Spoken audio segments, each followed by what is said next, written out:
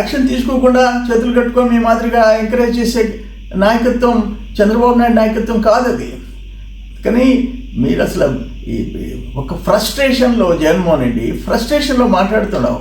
ఇది కరెక్ట్ కాదు. ఇది ఒక యాక్షన్ చర్యలు తీసుకున్న దాని మీద నువ్వు స్టోరీలు మాట్లాడితే ఎట్లా? ఇది కరెక్ట్ కాదు.